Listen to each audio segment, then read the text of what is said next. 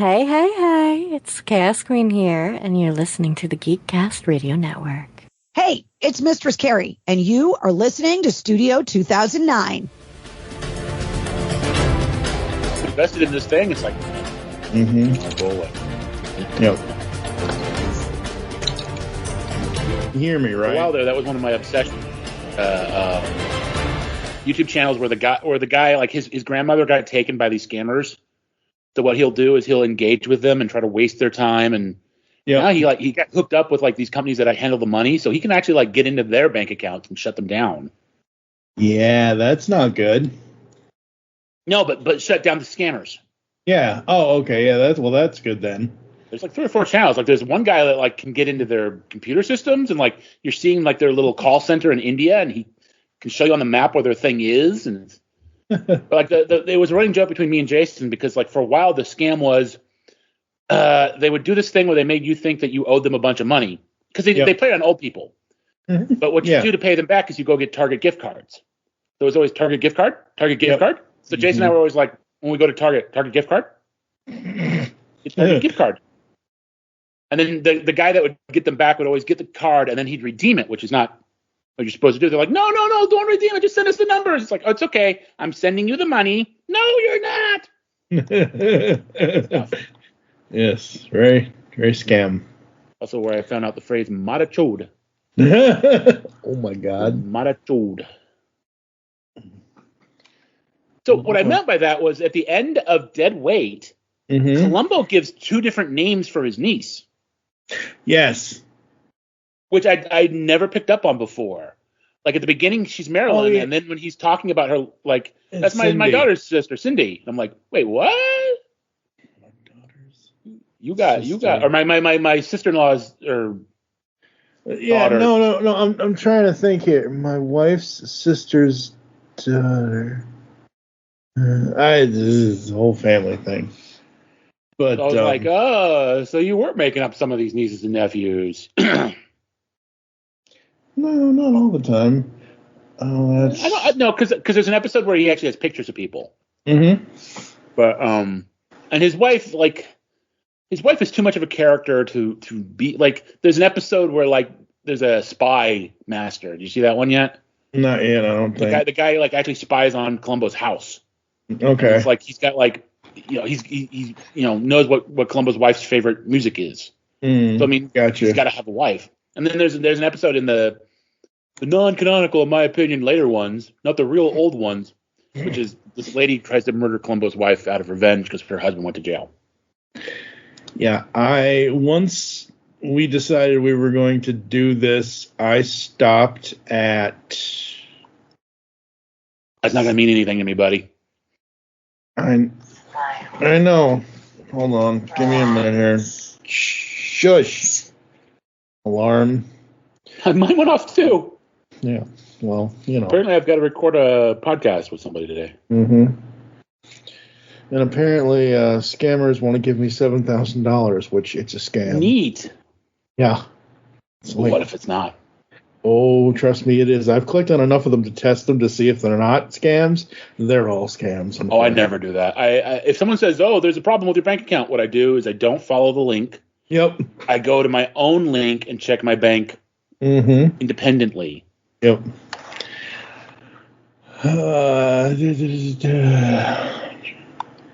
Yeah, I had only gotten into like, I think, first or second episode of this. So it was either Etu in Black or the Greenhouse Jungle. I forget which. And then one is the musician guy with John Cassavetes. It has the dog, and the other one's the Greenhouse one. Yep. It's one of those. They're kind of different episodes. Well, no, I know, but like, you know how long ago that's been since I watched that? Or since I was originally rewatching them to rewatch, and then we decided we were going to do this, and I'm like, okay, stop. Go back to the beginning, rewatch them all again, so that way I can... Excuses. No, not excuses. No, facts. Excuses. Facts. Okay. Facts to excuse. Excuse my faux pas.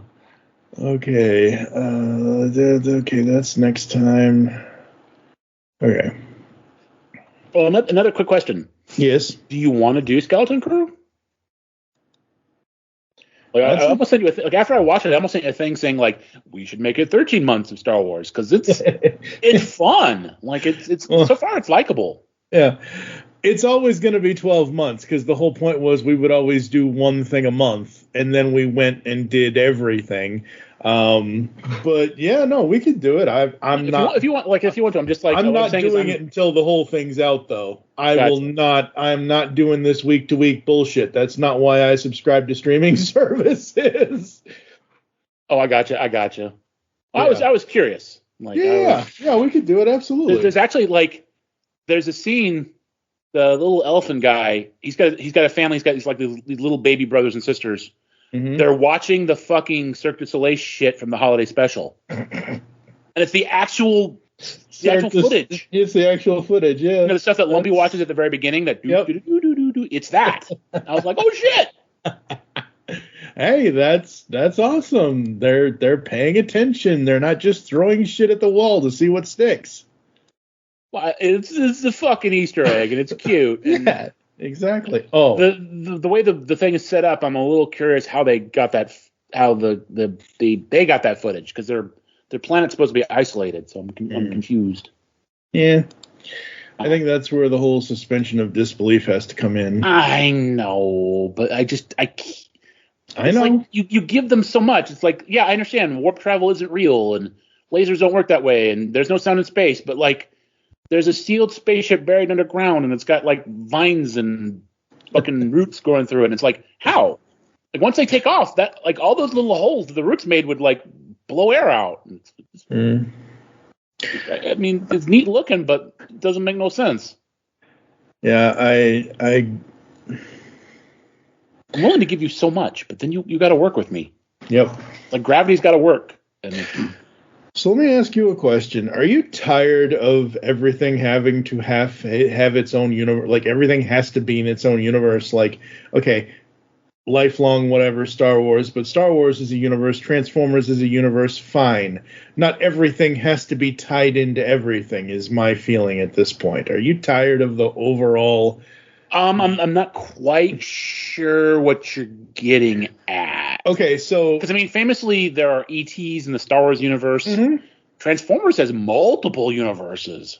Like, yeah, they have multiple universes, and they even have Star Wars crossover toys, because I had the Millennium Falcon. I have the Death Star, and I have a couple other ones. So my point is, some of these... I don't know if they're new or if they're old or they just don't care and they just want to force things together. I saw, and this is Facebook's fault, Facebook does this thing now where it's like, oh, we're going to give you suggested pages that we think you should like in your news feed. No, I don't want that shit cluttering up my news feed, thank you. But I saw one of... That is my whole feed, dude. But unfortunately. So unfortunately, I saw one of these things, and in this video from whatever page, I don't even know, they sat here and tried to say, now I know you'll argue with me on this, and that's fine, but what? They sat here and tried to say that Ghostbusters and Casper are a new film universe. Blah, blah, cinematic universe. Okay, so you're talking about cinematic universe. Yes, cinematics. Well, so... Okay, I get it. It was a reference. He showed up. Yes, he played the character that he played in the movie from 11 years prior to Casper being out. Fine. And yes, I know that Casper takes place in Maine, which is obviously north of New York and yada, yada, yada. It's New England. I get it. You can draw allusions to it. But to sit here and make a video specifically stating that Ghostbusters and Casper share a film universe... I nearly lost my fucking mind. I'm like, yes, it's a reference. Yes, it's nice. It's awesome. It's fun. It's an Easter egg. It's cool. But that doesn't mean... my head hurts. First of all, I think that, there's a difference between fans yammering about stuff and what is. Because, I mean, the problem is with IPs is that there's all this... Even if they're both Columbia films, there's still a lot of...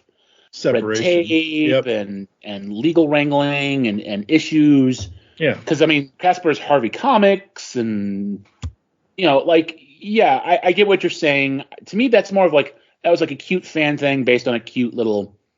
Because I mean, it's not enforceable. No, like, I can say Star Wars and Star Trek are the same universe, like, and it's never going to happen. No, It's like famously, Godzilla will never fight Gamera because they're different studios and they hate each other.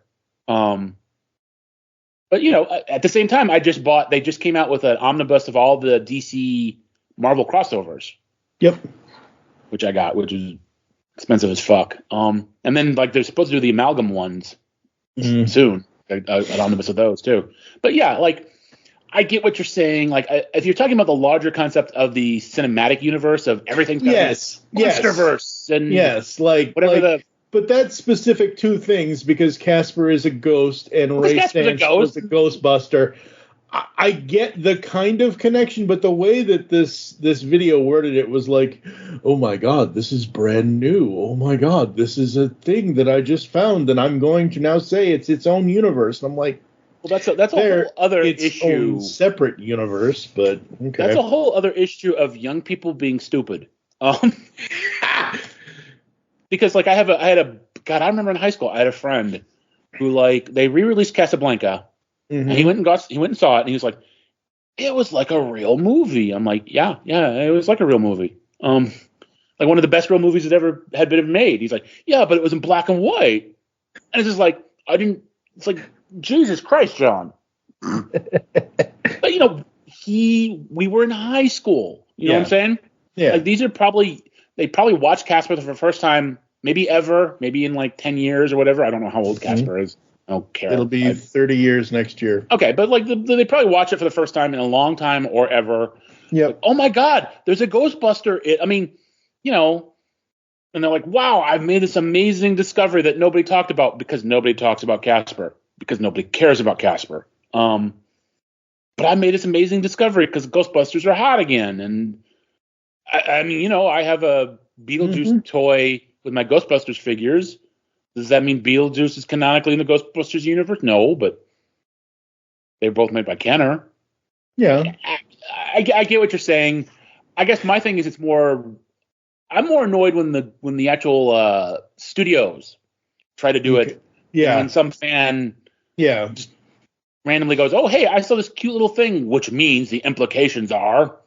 Like, okay, nerd. But see, the problem with some of us fans saying that, and this goes back to the whole thing of podcasting in general, is like, if we say anything, they hear it, and then they'll run with it, and then they'll try to say, oh, yeah, we had this plan the whole time. Yeah, well, I never, but like I said when we were talking to Craig, the thing, when you actually write, like, particularly fiction, you realize that even though you had a plan, everything's much more fluid than, like, you know, Lucas had a plan, and Lucas had another plan, and Lucas had a third plan, and Lucas, you know, the idea that Lucas had a plan, and Lucas changed it, and then was like, but I had a plan all along. Like, those are not as contradictory statements as you think, because everything's very fluid until it gets locked down. So yeah, I get it. I don't think we're going to get a Casper Ghostbusters crossover movie. I mean, it's weird to say, but I think Casper's a little too big.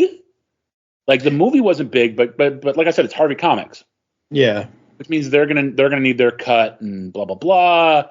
And Ghostbusters is its own thing, and it's got its own comic deals. It's I mean, you know, the funny thing is, I'm sitting here thinking, in my display, like I said, I have Beetlejuice, but I also got a Super 7 figure from the fucking Haunted Mansion, and I have that with my 4-inch Ghostbusters that just came out. You know, people want to, like, you know, I always did this joke. I think I stole it kind of from whatever, Toy Fair Theater, where I think Hulk at one point says that he thinks that all movies are just one story. And that's kind of my joke, because me think that every movie is all one story and they're all connected. Like, you know, like I remember there was a comic where the Millennium Falcon crashes in Peru. And Indiana Jones finds the wreckage of the Millennium Falcon and finds Han Solo's corpse. You know, it's cute. Yeah. Did they ever do that? No. No, they're never gonna. So no, I don't think they're gonna cross the streams. I get what you're saying. Like I said, and I also think they've played that out. Like because they tried that. They tried the DC universe and it failed. They tried the Monsterverse and that had one movie and failed. Well, not the Monsterverse, the whatever Dark Universe because the MonsterVerse is Godzilla and King Kong, and that's actually been somewhat successful. Yeah. But they'd already crossed over technically in the old Toho films.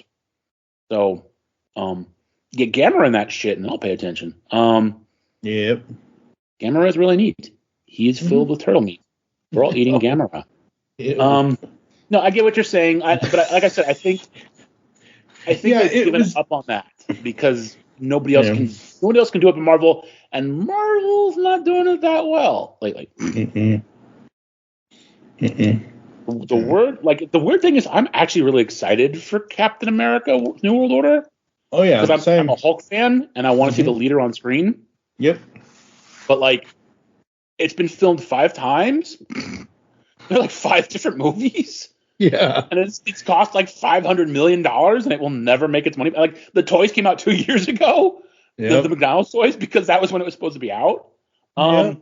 It'll probably be shit, but I'm actually looking forward to that. I am very much looking forward to it. Because I kind of don't like him as Cap, but I do like Sam. Yeah. And one of the things I liked about Falcon Winter Soldier was that Sam was very reluctant to be Cap. Sam didn't want to be Cap. Sam wasn't like, I'm the bestest ever, I'm gonna be Cap. He's like, this is a weighty thing that I've got to like live up to. And Harrison Ford is a fucking Hulk. Yeah. Even though the Marvel Legends figure uses the Mark Ruffalo head. Good old Hasbro. They didn't make a. They didn't. Well, the pictures they've shown of the Red Hulk figure have the Mark Ruffalo Hulk head. Oh, interesting. I mean, there's still probably time to change that before it comes out. Yeah. I know. Well, spoiler alert. Apparently, he's in it. So. Oh, Ruffalo. Yeah, Ruffalo's supposed to be in it. Well, that'd be cool. That'd be fun. I like this stuff. I like Mackie. I like Sam as Falcon or as Cap or whatever, reluctant Cap or whatever you want to say. Speaking of toy companies that are going to get sued, Mattel is going to get sued the hell out of them. So I actually got a text like right when the story broke. My friend Simone, go to Target, get me a Wicked doll. Yep. And I was like, okay. She's like, get me the one with the thing. And I'm like, I think they recalled those. And she's like, no, they didn't. So I went and I got her one. And she's like, hey. And then like the next day they were like, recalling these toys. That's right. You would think that there would be a line, and I made this analogy the other night. You think there would be a line of people at Mattel, similar to the line of people, even though these are executives that are in this scene, but when Clark goes to, hey, happy holidays, Merry Christmas, Merry Christmas, Merry Christmas, Happy Hanukkah, kiss my ass, kiss your ass, kiss his ass, whatever. Like that scene in Christmas Vacation when he's greeting all of his bosses. You would think Mattel would have a line of people to research this stuff and not put a porn site on the back of a doll packaging. It was supposed to say wickedmovie.com. I know. I'm aware of what the thing is. At the same time, like, I mean, it's not like, it says, wicked butts and tits. It's just wicked.com. Yeah. So like, it's an understandable mistake if nobody was paying attention. To me, it's more like, who the fuck has that? Universal? Universal should have maybe gone, we kind of need to get this locked down, because even if Mattel hadn't fucked that up, it would have been a story. It would have been a story. Somebody went to wicked.com and was like, oh no. Yep. Like that was because Universal fucking owns Comcast. They've got I pay my bill every month. They've got money. I assure you. They should have bought that fucking website off. Whatever wicked.com wanted. They should have been like, we'll give you a big, huge chunk of money. Please give us the URL. Yeah. And if they didn't, then like make a big thing about it. But yeah, that was. I mean, it's hilarious that they fucked that up. Mm-hmm. Yep. My only Christmas present to myself comes from NBC Universal this year. Las Vegas, the complete series Blu-ray set from 2003. Oh yeah. Just came out. Watch that. Was it good? That's the one with John Cheadle, right? No, James Caan. What's his name? The hell's his name? Josh Duhamel. It's you know who he is. I vaguely recognize the name. I'm sure I've seen something with him in it. He was Lieutenant Lennox in the Transformers movie, in the live action movies. I mean, yes, I remember that character. Yeah, that's him. Okay. It's also got Vanessa Marcil. It's got Molly Sims in it. But James Caan, It's obviously. adorable that, like, aside from James Caan, it's adorable you think I know who any of these people are. Yeah, but again, that comes from me watching the show almost 21 years ago, and finally I actually have the old DVDs, the original DVDs. I can't find the damn boxes to do a box comparison to save my life, but yeah, all right. Okay, Dead. Excuse me. Getting it out now. Mm-hmm. Yep. Drink them while you got them. That was a burp, not a drink, but okay. Yes, what I was telling myself, drink them while you got them. All right, just to make sure, continue on our journey. Sure this says everything it's supposed to say and nothing it's not supposed to say. The previous, well, because I copied. No, I'm just thinking like Studio 21. Oh no, there's a porn site. Okay, that's going at the beginning of the show. Put a giant record scratch right after that. Oh God! All right, wake up. Be popular. Mm-hmm. Popular. Mm-hmm. God, we're less than a year. Yeah, because it's the end of 2024. Yes. And then 2025, we are.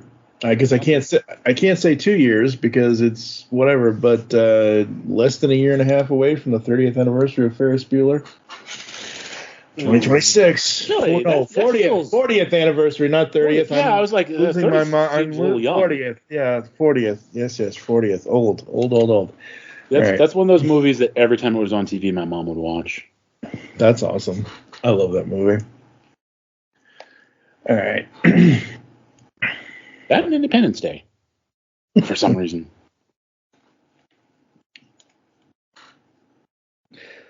Must be the Goldblum Hirsch effect. I have no idea. She never liked science fiction, so it was like, but it was like Ferris Bueller and Independence Day. Every time it was on, she'd watch it, and I think it became a thing.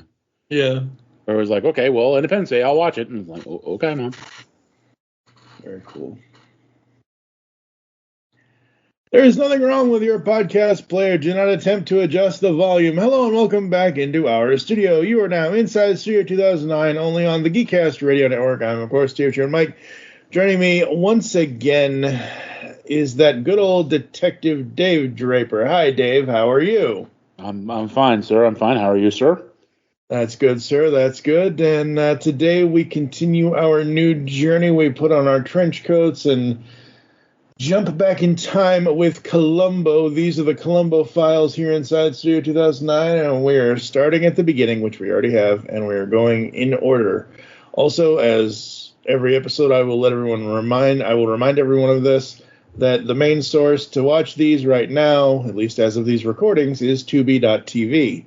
So you can go over there and check them out. That's where I'm watching all of them. Dave has the DVD set. I have the DVDs before this. Yes. Like I think I've mentioned that when you said, do you want to do a thing on Columbo? I was like, yes, sign me up.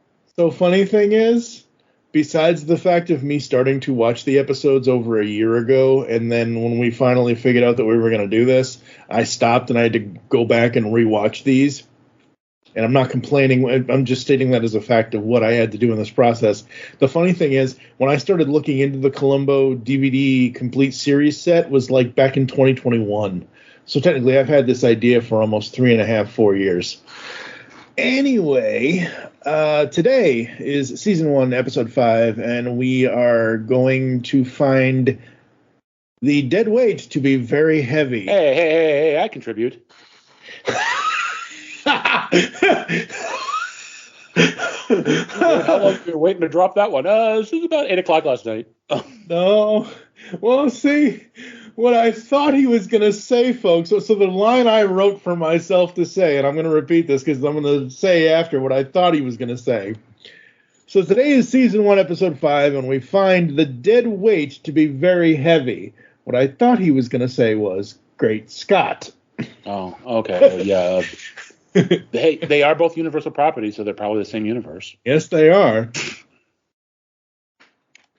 Although I don't know what's cooler, the Peugeot or the DeLorean. The DeLorean is cooler than the Peugeot. Oh, come Although on.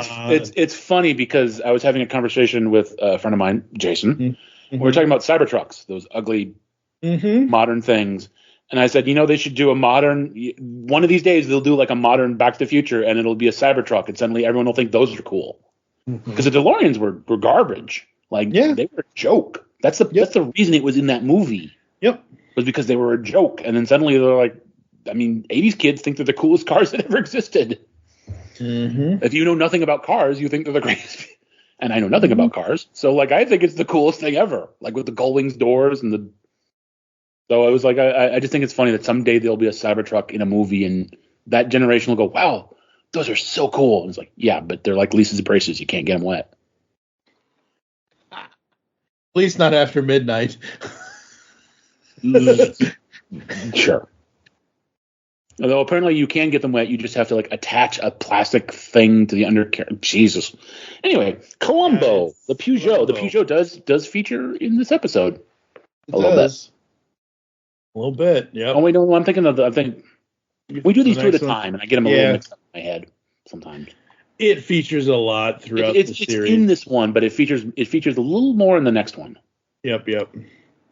And like I said, this one is Dead Weight, and this is the story all about Major Oliver Douglas versus Bob Newhart's wife. Yeah, pretty much. Green Acres versus Bob Newhart.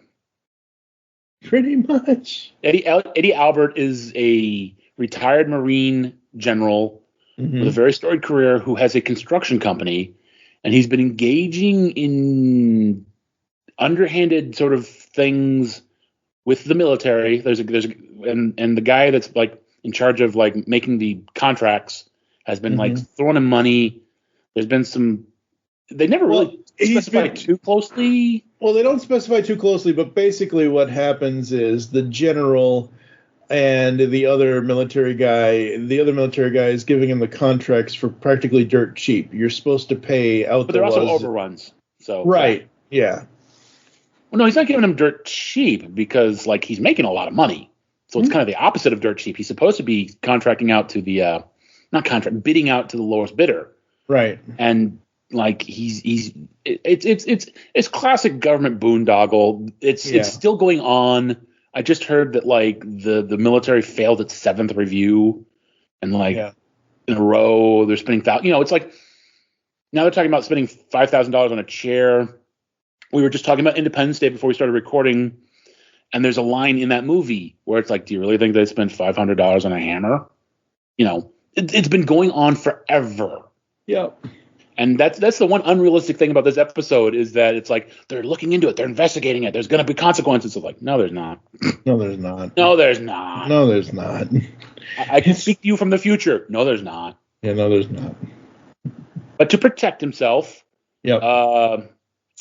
Eddie Albert shoots the other guy because he's the other guy's going to like take off to Switzerland and go hiding.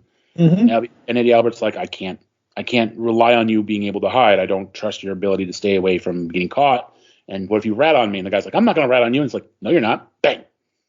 And there's this whole other sub theme about how Eddie Albert's character is like getting all of his military memorabilia shipped off to a museum exhibit, or as I call it, being a quitter.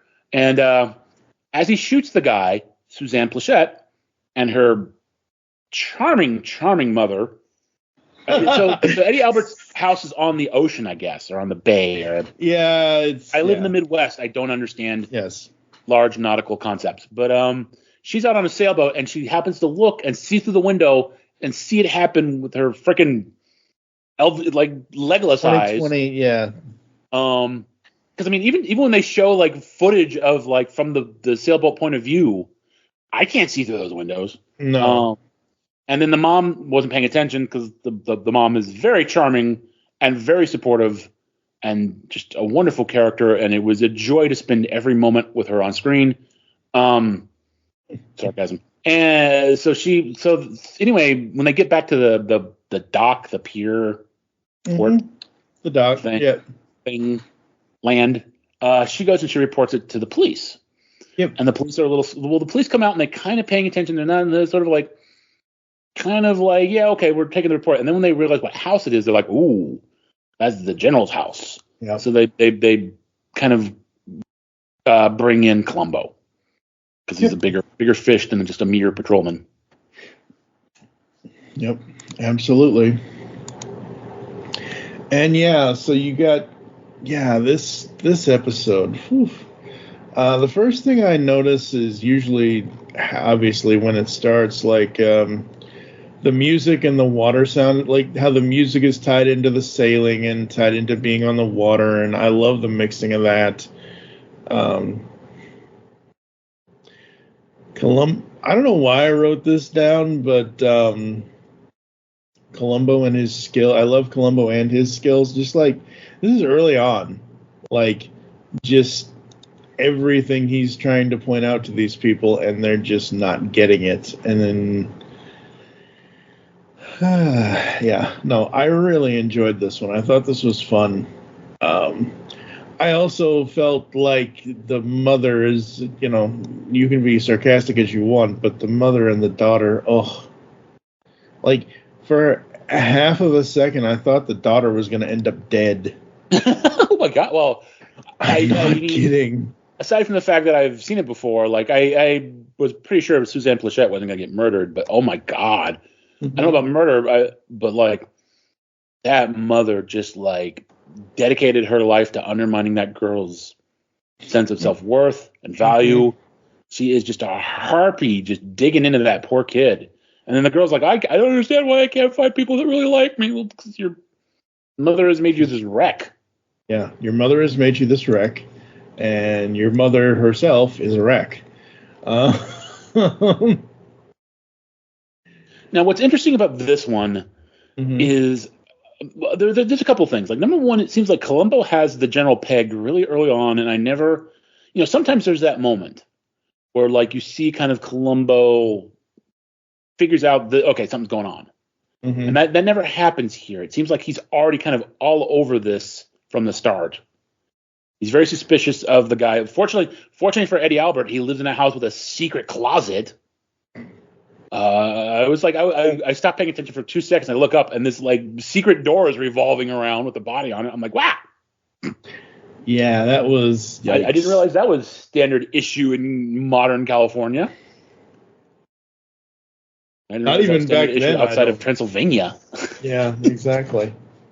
But so that was a little strange, and also, was it weird that Eddie Albert, like, his character doesn't know when to quit or leave well enough alone? Like, he aggressively goes after Suzanne Plachette, which is, I kind of think, what causes Columbo to really sort of double back and focus down on this. Mm-hmm. Like, yeah. That's, the and the funny thing is, everyone dismisses her. Like no one but Columbo. And even Columbo, there's a scene where he's, being very professional and asking like questions that a cop really should ask. And of course, she takes it personally because she's got her mother always needling her and nobody believes her. No one else believes her, so she takes it the wrong way. But he's just asking. And I also think he's getting a sense of who she is and whether or not she's gonna, like, because I think that's a big element is. Initially, she won't back down. Yep. And then once Eddie Albert starts like schmoozing her, she begins to back down. And I think that's the Michael Jordan, I took that personally meme from Columbo. Like, like, okay, now I'm involved. Yeah. So and I think the thing is, like, and the whole thing in this episode, like, we're talking about the daughter and the mother, and for me, look, between the two of us, both our parents raised us on manners and being respectful, and you say Mr. and Mrs. and, Mrs. Stewart this and Mrs. Stewart that. The whole episode, I'm like, what in the hell's her first name? Like, and I'm looking at it here in the Wikipedia. Oh, it's Helen. That didn't even come up. Like, Columbo is always calling the daughter Mrs. Stewart, and then Mrs. Walters is the mother because they have two different last names and whatever else and all this and all that. But, like, I didn't even know the girl's first name. You know, I didn't even think about that. Yeah. Because I mean, part of it is also like because they are prim and proper. Yeah. No, but because they're celebrities, like I think of them in terms of like I keep calling her Suzanne Plachette, I keep calling him Eddie Albert. You know. Yeah. Or Oliver Douglas, because Green Acres. Yep, Green Acres, good old Green Acres and ham. That's a bad joke on my part. It was a pretty mediocre joke on your part, yes. Yeah. The legalese joking in the drinking scene with the two of them, with her and the general. Oh my god! Like that was pretty cringy. That was cringe.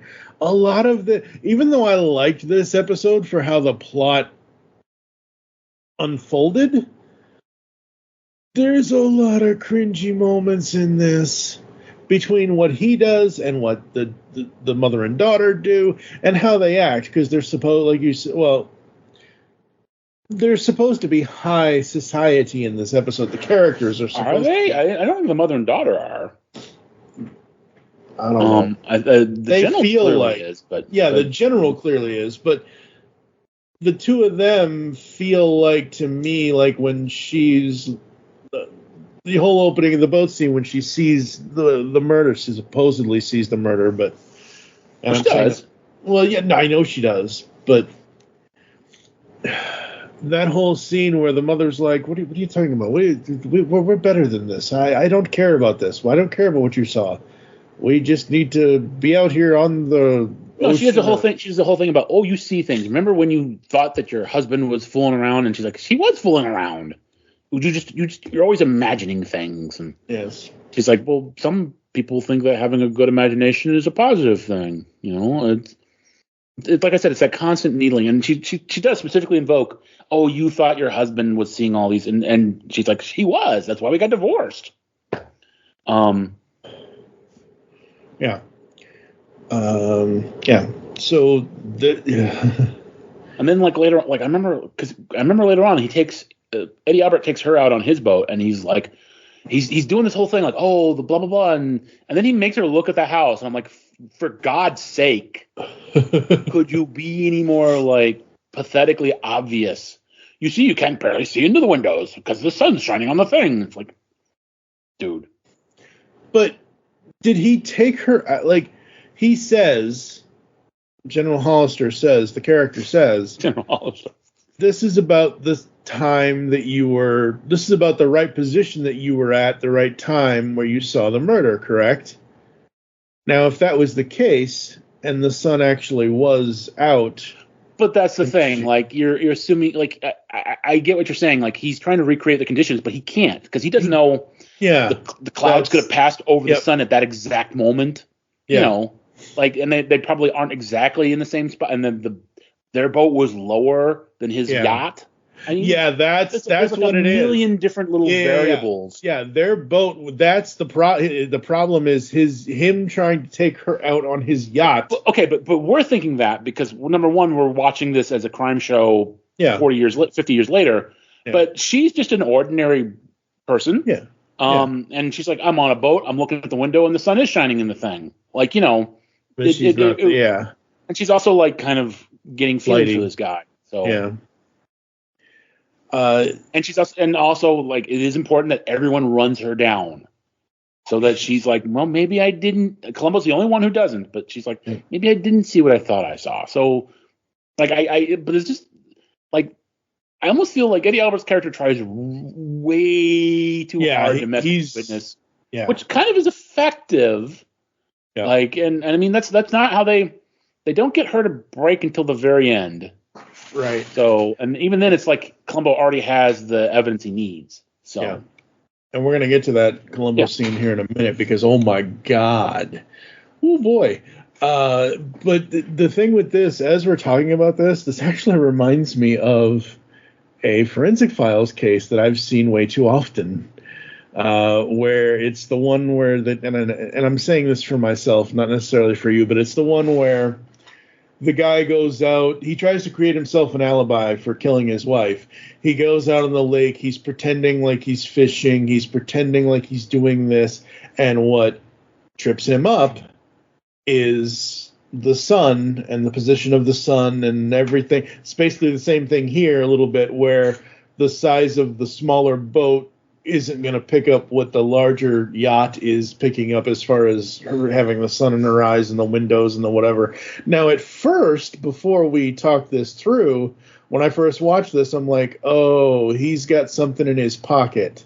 He's got some sort of watch face or something that's causing the sun. Because that glare to me causes the sun. Well, maybe we should have arrested but him. I'm saying, like, okay, so you know this.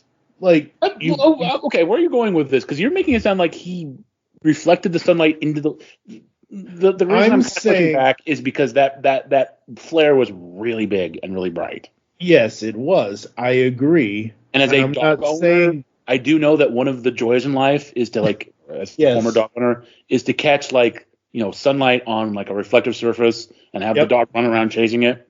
Yes. It's never like J.J. Abrams lens flare. It's like a little tiny thing. So if you're saying, like, he has, like, a reflector and it... That's what I thought at first. Okay, and I realized... That's what I'm saying. I thought that at first. Because I thought he was trying... Again, the whole point of bringing her out there and showing her all this is to manipulate her to make sure she does... So my thought was, he must have... Even though that was a super large flare... He must have something. He must be doing something with the boat, with the whatever, but he's not, obviously. It's just the sun and the fact that the yacht is bigger than... it could be that he was angling. Like, we're putting a lot of thought into this one scene, but, like, he could have deliberately angled it in a way that they did hit the sun. But, like I said, like, again, she's in a different spot. We don't know if it's, we don't know if it's the exact, he's like, it's about this time of day. Well, I mean, about is a pretty nebulous word. You know what I mean? Like, I mean, the difference between 10 minutes can be the difference between seeing somebody get shot and a big lens flare. So he could have easily manipulated the situation to make it seem the way that he wanted it to seem. Yep. And again, she's up on the deck of the yacht. She's down in the little belly. She's practically at the waterline on the little sailboat. It's just there's stuff that wouldn't necessarily hold up in court. But, like, if you're trying to convince a woman who has very little self-esteem of something, it's effective. Yeah, absolutely. And this is the episode we find out that Columbo doesn't have his sea legs at all. He's not a flyer either. Yeah, he doesn't like to fly. He doesn't like to be on boats. Well, that was weird because I almost felt like, because the scene is he gets on the yacht with Eddie Albert, and, like, Eddie is, like, throttling that thing and going, like, at hyperspeed. Yep. And I don't know. I felt like Columbo starts to get seasick late in that. Am I misremembering? Because it seemed like early on he was fine, and then towards the end he was kind of like, ooh, I want to get off this boat. Yeah, so it was early on, like, when in the first part where Eddie Albert fires up the boat and they go out into deep water or wherever they're going, you see a little bit of it. But by the time the second time around going back, when he's like, can we go back now, please, sir? Like, when he's there, he's realizing, this is not for me whatsoever. And going back, that's why at the end of the scene, when she's trying to help him and he's trying to help her get off the boat kind of thing, you see him not really having... Like, you sit on a boat or you stand on a boat that's going that fast for that long, you ain't gonna be able to walk. Trust me, I know this for a fact. Yeah, my grandfather on my mom's side and all my uncles, they all used to be fishermen up in New England. So yeah, it's a delicate situation, but I love the intimidation by the general to try to intimidate Columbo, and in the end, it doesn't work, obviously. No. Did for half a second, though. Yeah. What else you like about this one, or what else maybe you haven't liked about this? Yeah, I mean, it's not really one of my favorites per se. Yeah. I did like the little stuff, with Columbo at the diner. Yes, that was good. No, that's the next episode. Sorry. Again, we do them two at a time. So. Yeah, that's true. But usually he always gets his chili. Yep. There was that little there was a little moment. Maybe not every Columbo, but a lot of Columbos have that little moment where someone else randomly says something, and that's what makes it click. Yep. In this case, it was the diner owner talking about his memorabilia and how he just didn't want to get rid of it. Yep. Yeah, that was good.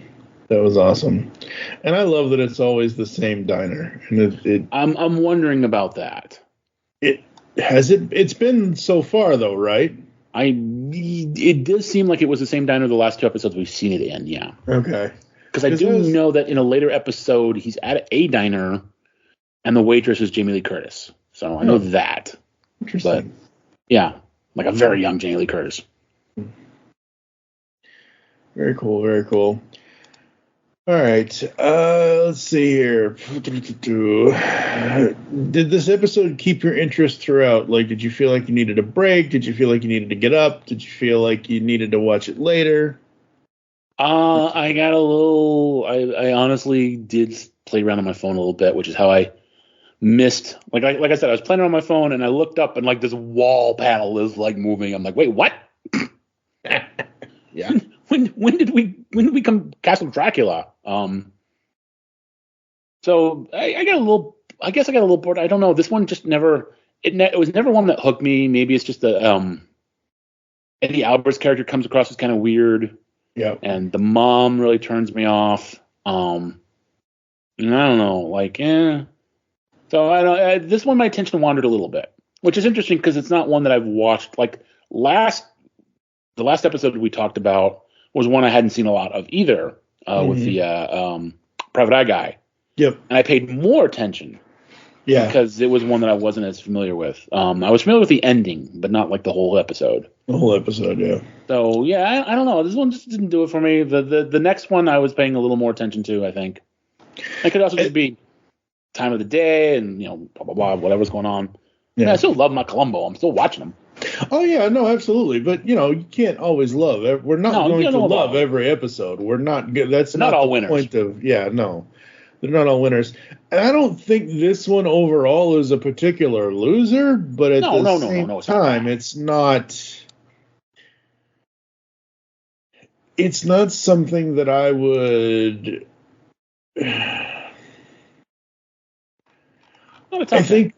No, it's not making the top 10. And I think that it's more of, going off of our geek meter here, I would probably give it a 2.5, which is below average, which means, quote unquote, bummer. The negatives outweigh the positives. Not awful, but there's just too much meth to recommend. Maybe a redeeming quality or two. And there are, like I mentioned earlier about Columbo and how his mind works and how that early scene when we thought he was really sinking into I'm like, oh, an hour and 15-minute Columbo where he gets it in like the first 20 minutes. That's awesome.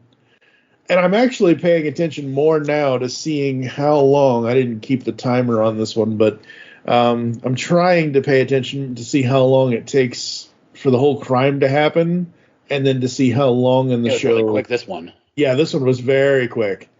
And the whole thing was very quick because General Hollister is a quick acting military. He's very decisive. Very he knows what he wants. He's going to go after. He's very forceful too. In certain scenes, not good at all. So yeah, 2.5 out of 5. I would give it a 3. I mean, while I didn't like the mother character, she's important to. I mean, like I said, the whole thing revolves around Suzanne Pleshette's sense of insecurity. Yep. And you need that character there for that. So it's one of those things I mean, I don't like the character, but I understand her function in the plot, and it's important and it's necessary. So I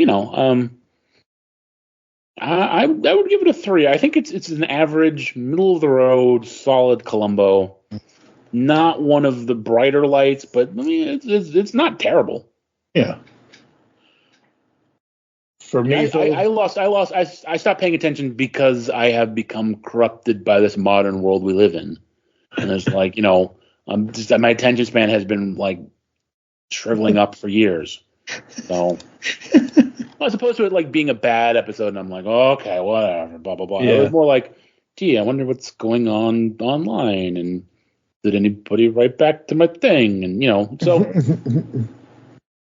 See, I do that every other hour of the day. I can spend an hour and 15 minutes or almost 3 hours between 2 episodes with Columbo without having to. I turn my phone off. Like literally when I watched this to do the podcast, both these episodes, I had one tab open, and that was the to be tab to be able to watch this. And I'm sitting there. I didn't take as many notes this episode as I did the next one, but yeah, this. I'm sorry. I was going to say at some point, we delayed we put off talking about the gun. We did not talk about the gun. Yeah. So you haven't brought that up yet because we're giving scores. Yeah, the gun. Yeah. So in the end, the resolution is that he lies and says that he has a famous gun like Patton. Patton had a famous gun. Yep. And he lies and says it was stolen. It's the gun that he killed the guy with. Yep. He lies and says it was stolen, and the one on display is a replica. And they find the body of the guy eventually, and they compare the ballistics, and it turns out Columbo talked to the guy from the restaurant. Yep. And the guy was like, sorry, I got distracted. The guy was talking about how keeping old things, and he's like, oh, you would never get rid of that gun. So he goes and they do the ballistics on the gun on display, and it's not a replica, it's the real gun, and it's the murder weapon. Yep. Which is a neat little and then Suzanne Plachette's like, oh, okay, you've been messing with my head, and I did see what I saw. So, so it's a fairly, for Columbo, it's a fairly legitimate, straightforward, evidentiary. Yeah. Yep. He's got him. Yep.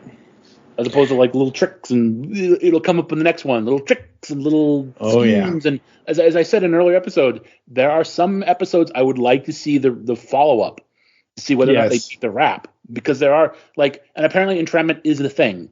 I found we find out in the next episode that entrapment is a thing by the mid 1970s. Yeah, as a legal concept. Yes, very cool. Yeah. I mean, like I said, it's between average and below average. It's not one we would ever really recommend anybody going and watching this. And for me, I was like, oh, right. And both of these, actually. But the next one I liked more than I did this one. But I remember both of these very, very carefully because it's been 2.5 months since I saw them last. So yeah. All right, folks, we're going to take a quick podcast ad break, and we're going to come back to close the show right after this.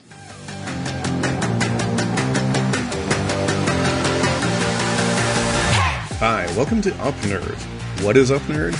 Up Nerd is a podcasting network of shows hosted by me, The Uneven Flow. People have told me I like to talk at them about a pretty wide range of topics: comics, games, movies, books, whatever. And now I'll be able to talk at you. Along with the weekly show will be 2 bi-weekly shows. First we have Find You Pick, a show where one host picks a movie, then both hosts have to watch it. Then the next episode, the other host picks the movie. Each show will have a breakdown of why it is that movie was picked by that host, after which will be a discussion about what it is we just watched. Lastly, we have the show Top 3, Bottom 3. Similarly to Find You Pick, one host picks a television series, and the next week, the pick alternates to the other host. Here, the episodes of the show are chosen by the top 3 episodes and the bottom 3 episodes, as rated on imdb.com. Yes, this is probably the worst way to watch and review a television show, and yes, that's the idea. On our shows, I'll detail out how you can suggest things for us to watch. You can reach out and talk with the hosts and maybe even appear on an episode. I hope you'll join me for this exciting new podcast adventure. I swear we're going to make it more than 8 episodes.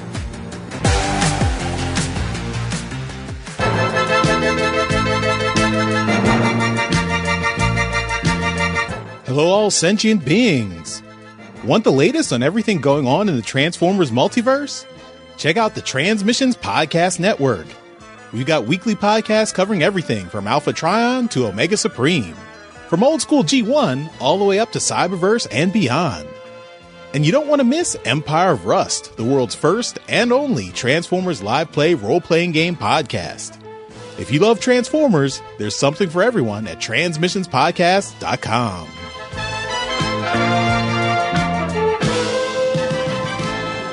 Discover a world of vintage and modern toys that's more than meets the eye with the Triple Takeover Toycast. Hosted by toy writers and photographers Toybox Soapbox, 6.0 and TF1, this informal and chilled out series of discussions cover everything from vintage Transformers to Mask, Diaclone, Microman and more, be it nostalgic or current. Whether you're a seasoned collector or a casual robot enthusiast, all are welcome. Triple Takeover Toycast.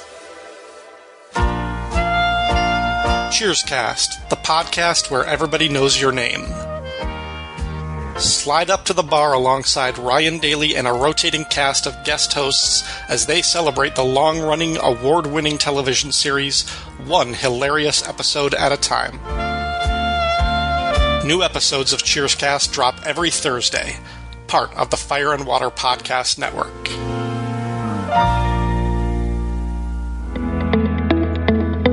Imagine a podcast that celebrates the things we love. Why spend time being so angry and cynical about our fandoms? Join me, the irredeemable Shag, for a show where we're just trying to be happy. The Once Upon a Geek podcast.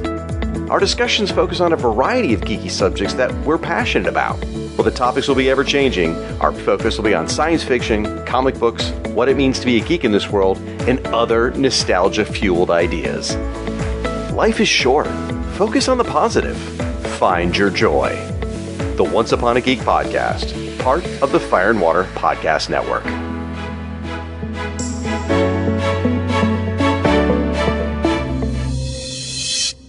Hello, geeks and geekettes! Looking for a podcast that covers a vast array of topics?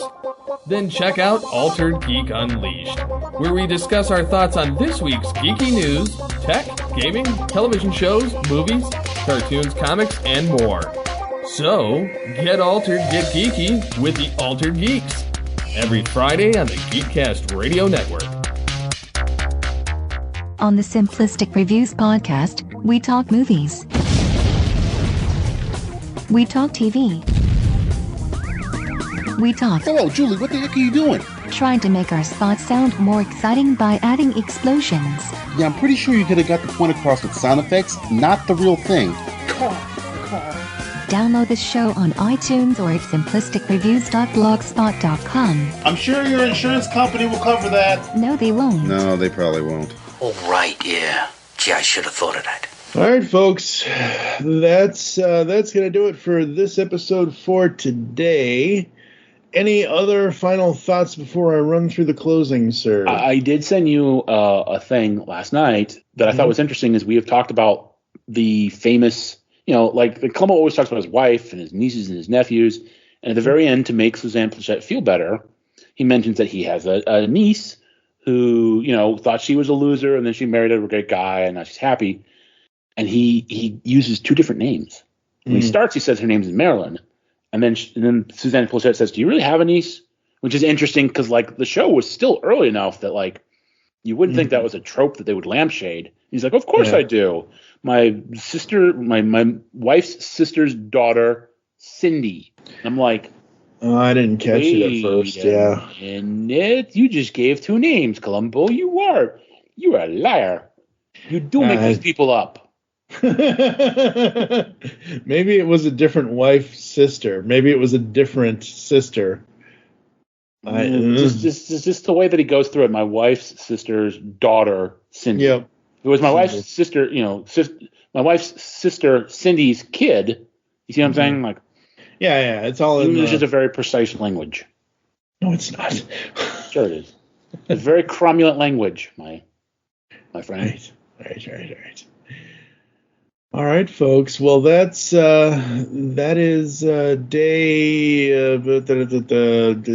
day 5. No, well, it's day 5 for us for the show. That's day 15 overall out of 131 or 31. 131. Oh, what the hell am 31. I talking? I don't know, man. I don't know. This whole project has broken you. You think? It's just broken me to buddy. the point. Yeah, I'm not complaining. You're complaining a little bit. Thank you for joining us here inside Studio 2009. If you'd like to get in contact with us or leave feedback for the show, there are several ways to do so. Visit the website, geekcastradio.com, where you can listen to and comment on all of our content. You can go to shop.geekcastradio.com. You can buy all kinds of shirts and mugs and other stuff for the holidays if you want to, folks. Very, very cool stuff. Steve Megatron's been doing a lot of awesome work over there, adding in various items throughout with our logos on them on T-shirts up to 4XL and sweatshirts. And do they have the right website on them? Yes, they have. I'm just that's become very important lately. Yes. Just asking. Oh boy. Send any email to feedback@geekcastradio.com. You can check us out on all the podcasting clients you choose to use. I prefer Spotify, but you can find other ways to listen as well. You can follow us on Twitter @GeekCastRadio for the network, It's Studio 2009 for the podcast. I am @TFG1Mike. Dave is Ray Antisocial. Yes. Become a fan on Facebook. Go to facebook.com/GeekCastRadio Network. You can also check out Studio 2009 podcast over there as well. Next time, we are going to be suitable for framing with Season 1, Episode 6 of Columbo. It'll be a wild, wild ride. Mm-hmm. Okay, Mr. Toad. Okay. Someone doesn't understand the old TV. We'll get there. Yeah, we'll get there. For now, I'm TFG1Mike with David Draper. Miller is back in the studio soon. That's what I figured. You get he was Artemis Gordon in Wild Wild West. Yes, I remember. You're talking about why are you talking about toads? Well, first of all, Mr. Toad's Wild Ride has one wild. Wild Wild West has two wilds. He's the Kevin Kline character. Mm-hmm. Yeah, Austin Powers is the Kevin Kline character. Yes. Although I was disappointed, like after that opening sequence, he's not Austin Powers anymore. I was like, oh. Yeah. Wish he'd worn that groovy fucking 60s shit in the middle of the 1970s. Little episode. All right, folks, that's going to do it for day 15 out of 31 in the 31 Days, 31 podcast here on Studio 2009. We want to thank everybody for listening, as always. So thank you so much. And there's always. Hold on, let me do this again. It's a fucking Monday. It's not Monday, but it feels like Monday. It's Thursday. Yeah, I know. That's the problem. Do this properly here. You know what strikes me? You're the one that downgrades yourself.